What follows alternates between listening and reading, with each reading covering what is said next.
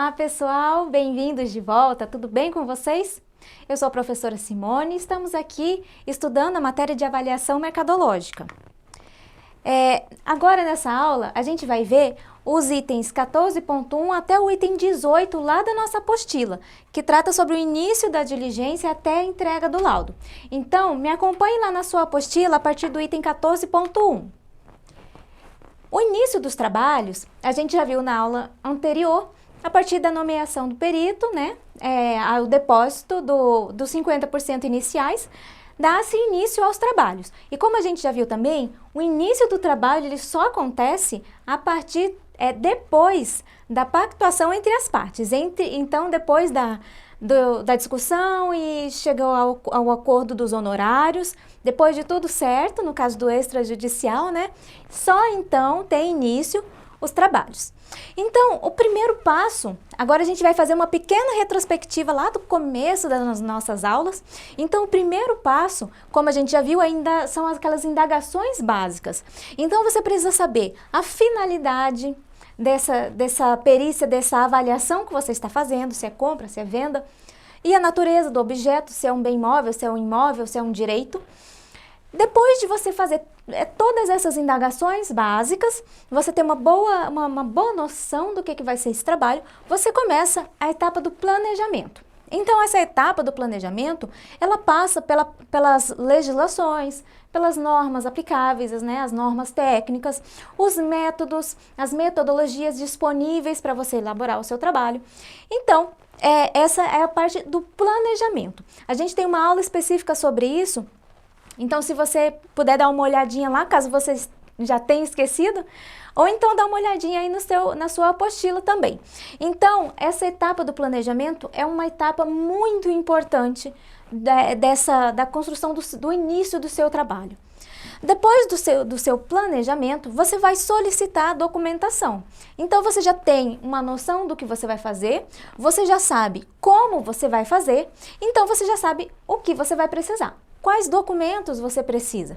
Então, você vai solicitar para o seu cliente ou para as partes, ou então buscar no processo, os contratos, projetos, carnê de PTU, a matrícula do imóvel. Então, todos os documentos que vão ser necessários na sua perícia, essa é a hora que você vai pedir a quem for necessário, né? A quem puder te disponibilizar esses documentos. Depois disso, é a parte de você elaborar um checklist, ou seja, você vai listar tudo que você precisa para você fazer aquele trabalho, tudo que você precisa para ser verificado no local. Então, na sua apostila, você pode verificar aí, tem um exemplo de um checklist. Esse checklist, é lógico, você vai poder acrescentar alguma coisa, tirar alguma coisa. Então, depois que você fez essas indagações, fez o planejamento, você já está em posse dos documentos, você vai ter uma noção muito clara do que você precisa observar lá no local quando você for fazer a vistoria. Então, esse é o momento que você vai elaborar o checklist, que também é muito importante na hora da vistoria, para não ficar nada para trás. No caso, aqui a gente trata da perícia judicial, então o próximo passo é você notificar as partes, inclusive nos autos. Então você vai notificar as partes que a vistoria vai ser realizada tal dia, em tal horário, em tal local. Essa notificação, ela tem que ser feita pelos autos, mas também é preciso que você tenha uma conversa com os assistentes técnicos. Afinal de contas, eles precisam estar lá junto com você. Então, você, como perito do juízo, você vai conversar com os assistentes técnicos, com as partes, para chegar a um determinado horário, um dia, local, que seja melhor para todos, não é? Então, vocês vão chegar a um consenso, e aí você vai...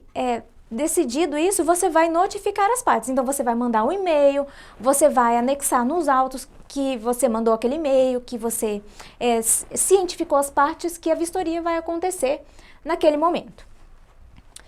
Depois disso, vem para a parte da vistoria propriamente dita.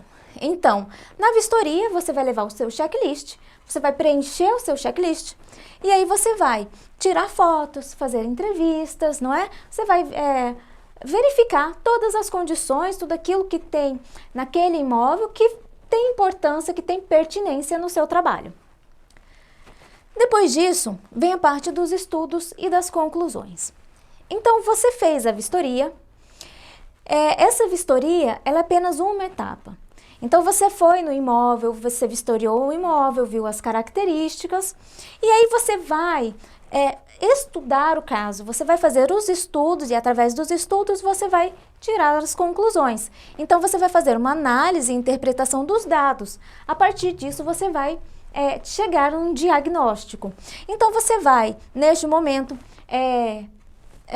fazer os cálculos, né? Você vai elaborar as suas planilhas, fazer a avaliação propriamente dita. E aí você vai chegar à conclusão de qual é o valor de mercado daquele seu imóvel avaliando. Depois de tudo isso feito, é a parte que você vai elaborar o laudo.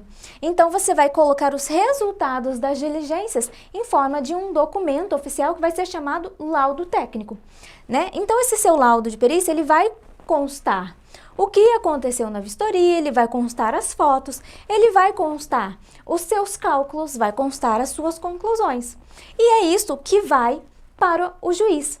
Então, depois de elaborado o laudo, é a parte que você entrega o laudo para o juízo e, se necessário, posteriormente, você presta os esclarecimentos em audiência. Então, a entrega do laudo no prazo e na forma definidos pelo judiciário. Então, esses são o passo a passo, né, de como você proceder numa vistoria, né? Então, tudo isso a gente já tinha visto, mais compartimentado lá no início das nossas aulas.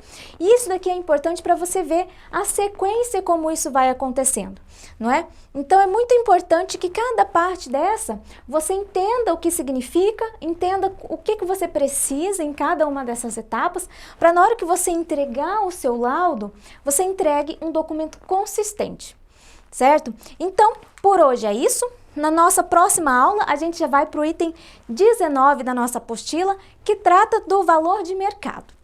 Muito bom ter vocês aqui comigo, então a gente se vê na próxima aula. Um abração para vocês. Até a próxima. Tchau, tchau.